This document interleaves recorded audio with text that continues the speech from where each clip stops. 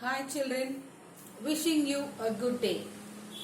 I am sure you have your readers, pen, pencil to jot down the notes, and also believe that you must have read the reader without fail. So we are going to see the last part of The Eyes Are Not Here by Ruskin Bond. The points to remember: the narrator gives a detailed instruction about Missouri during October. The narrator daringly remarked that the girl had an interesting face. The narrator felt lonely and troubled because the girl's station was nearing. The girl said that she did not like to sit in a train more than 2 to 3 hours. Synonyms that we are going to see in this particular part: pretense, show; resist, withstand; flattery, excessive praise. Antonyms: attractive, unattractive; completely, incompletely. So now let us start with the lesson. We have already completed point number 28. So let us start with point number 29. Yet I was prepared to sit there for almost any length of time just to listen to her talking. Her voice had the sparkle of a mountain stream. As soon as she left the train, she would forget our brief encounter, but it would stay with me for the rest of the journey and for some time after. So explanation: but the narrator was prepared to travel any length of time with the girl and just listen to her talking. The girl actually, she did not like to sit for more than 2 to 3 hours in the train, but here the narrator was prepared to sit for any length of time. Her voice was so lively. Sparkle means lively or active. Here lively, like a mountain stream. Maybe as soon as she leaves the train, she would forget their short encounter, means unexpected meeting. But he would linger, but it would linger with him for the rest of his journey and even after some time. Now answer this question. What does the narrator compare the girl's voice to? The narrator compares the girl's voice to the sparkle of a mountain stream. The engine's whistle shrieked. The carriage wheels changed their sound and rhythm. The girl got up and began to collect her things. I wonder if she wore her hair in a bun, or it was plaited, or if it hung loose over her shoulders, or if it was cut very short. So now the engine almost was reaching the station. So it made a sharp piercing cry, means the whistle scream means made a sharp piercing cry. It is a figure of speech, personification. The sound made by the engine is compared to the piercing sharp cry of a living thing. The carriage wheels changed the sound and the rhythm. Soon it was time for the girl to bid goodbye as the train arrived at her destination. She started to collect her things and was getting ready to alight, means to get down. The narrator began to wonder if the girl wore her hair in a bun, or it was plaited, or if it hung loose over her shoulders, or if it was cut very short. Now question. Answer this question. What were the narrator's thoughts on the girl's hair? The narrator was wondering if the girl wore her hair in a bun, or it was plaited, or if it hung loose over her shoulders, or if it was cut very short.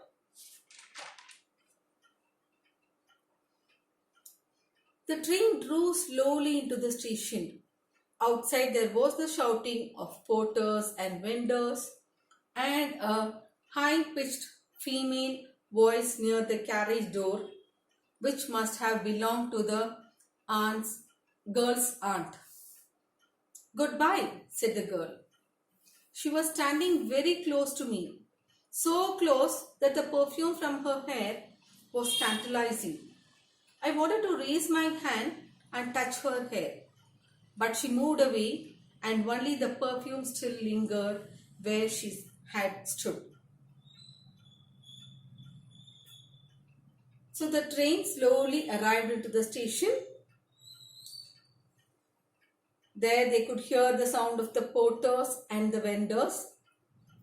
Near to the carriage door, he heard a high-pitched female voice, which might have belonged to the girl's aunt who had come to receive the girl. The girl bid goodbye to the narrator. Now answer this question. What are the sounds that he heard in the railway station? He heard the sounds of porters and vendors and the voice of a high-pitched female voice. This is what he heard. The girl was standing very close to the narrator.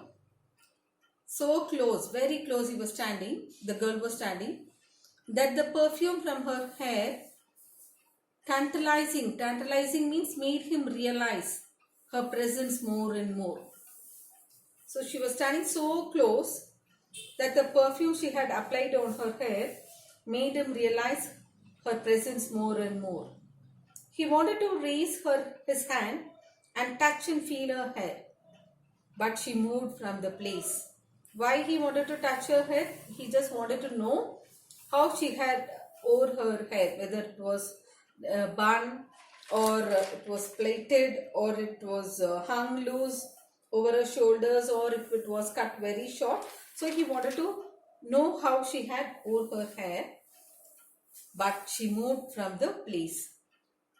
And only the sweet smell of the perfume lingered. Lingered means stayed there for a while in the place where the girl stood. Now what lingered in this train? The sweet smell of the perfume that the girl had applied on her hair stayed there or lingered in the place where the girl stood. You may break, you may shatter the vase if you will, but the scent of the roses will linger there still. So this is a figure of speech metaphor. Here you refers to the girl who travelled in the train. Break means break into pieces. Means it refers to the girl going away from the train. The vase is compared to the girl who travelled with the narrator in the train, and the shattering of the vase refers to the girl who was going away from the train. The scent of the roses refers to the hair, perfume she had applied on her hair. Though she moves away from the train, but the scent of the perfume would stay there for a while. What does the shattering of the vase refer to? The shattering of the vase refers to the girl going away from the train. What is the vase compared to? The vase is compared to the girl who travelled with the narrator in the train. There was some confusion in the doorway. A man getting into the compartment stammered an apology. Then the door banged shut and the world was shut out again. I returned to my berth. The guard blew his whistle and we moved off. Once again I had a game to play with a new fellow traveller. Now the explanation. So there was some confusion near the door of the carriage. The narrator heard a man entering into the compartment and he was apologizing and stammered, means speak with difficulty. Then when the door of the carriage was closed, the narrator felt that the world was empty. The narrator, who was standing near the door to feel the girl's hair, now returned towards his berth. The guard blew the whistle and the train moved off from the station. Once again, I had to play the game with the new fellow traveler. It shows that the narrator was not depressed about his condition and had taken it in his stride. He in fact had converted his condition to a game. The narrator has to act as if he had proper eyesight and had to speak to them in such a way that they are fooled. He dealt very calmly with this condition and made a good progress. Many incidents might happen outside the window. To guess what went on out, there could be an interesting, charming game, a fascinating game. Now, question. What kind of a game does the speaker play with his fellow traveler? The narrator has to act as if he had proper eyesight and had to speak to them in such a way that they are fooled.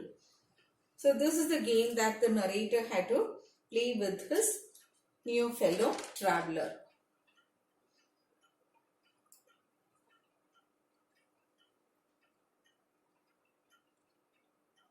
The fellow traveler apologized to the narrator for not being as attractive a traveling companion as his predecessor, one who traveled before along with him, the one who had just left. Now, the reader. The train gathered speed. The wheels took up their song. The carriage groaned and shook. I found the window and sat in front of it, staring into the daylight that was darkness for me. So many things happening outside the window. It could be a fascinating game, guessing what went on out there. The man who had entered the compartment broke into my reverie. Reverie means a daydream. So the fellow traveler apologized to the narrator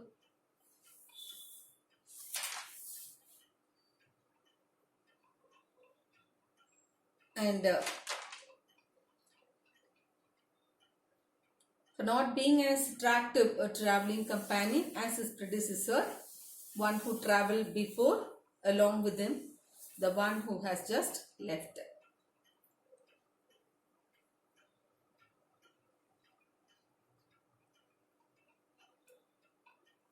You must be disappointed, he said. I'm sorry. I'm not as attractive a traveling companion as the one who just left. She was an interesting girl, I said. Can you tell me, what did she keep her hair long or short? I don't remember, he said, sounding puzzled. It was her eyes, I noticed, not her hair. She had beautiful eyes, but they were of no use to her. She was completely blind. Didn't you notice? The narrator remarked that the girl was very interesting and he questioned the traveler if the girl had her hair long or short. The co-traveler replied with interest that he had not noticed her hair but only her eyes, which were so beautiful and attractive but were of no use to her, as she was completely blind. The new co-traveler asked the narrator whether he did not notice that the girl was blind. When the narrator heard this, his casual admiration now turned to a genuine admiration. He was awestruck and shocked at the boldness and intelligence of the girl. First, the narrator was a bit angry when he came to know that the girl was blind, but then he started admiring her for her intelligence, which superseded the anger. The narrator, who thought of outwitting the girl by hiding his blindness, got outwitted instead. The girl traveler, who was also blind, never revealed her handicap to the narrator. She played along with the narrator and had spoken apt sentences whenever required. So it was the narrator who was outwitted. We think we could outwit anyone, but sometimes we may be outwitted by others. Generally, some people think that they are very smart and clever and can outwit anyone, but most of the time it boomerangs on them. The narrator is blind, but he never reveals his handicap to his fellow traveler. His conversations with her are very clever and phrased in such a way that it doesn't give any doubt to the girl. The girl too responds appropriately to his conversation, which further strengthens his confidence. But after the girl alighted and the new co-passenger boarded the train, the narrator realized the fact that the girl was also totally blind. So his plan of outwitting the girl was completely turned around and he was outwitted by the girl. So it was an anticlimax. Now question. In the end, who outwitted whom in the game already played by the narrator? The girl traveler, who was also blind, never revealed her handicap to the narrator. She played along with the narrator and had spoken apt sentences whenever required. So, it was the narrator who was outwitted by the girl. Fine. The lesson, The Eyes Are Not Here, is completed. Please watch the video, all the 3 parts. Listen to all the question answers, learn all the question answers asked in between and try to answer on your own. Read the lesson daily. And today's home assignment, classwork, learn and write question numbers 10. Paragraph writing, question number 2 and 3. Learn and write it in your guide. Homework, write the answers and post it to my personal number. These 3 question answers. What was the narrator's thought about the girl's hair? What are the various things the narrator noticed about the girl? What did the new co-passenger tell about the girl to the narrator? Grammar, do page number 15 in your reader.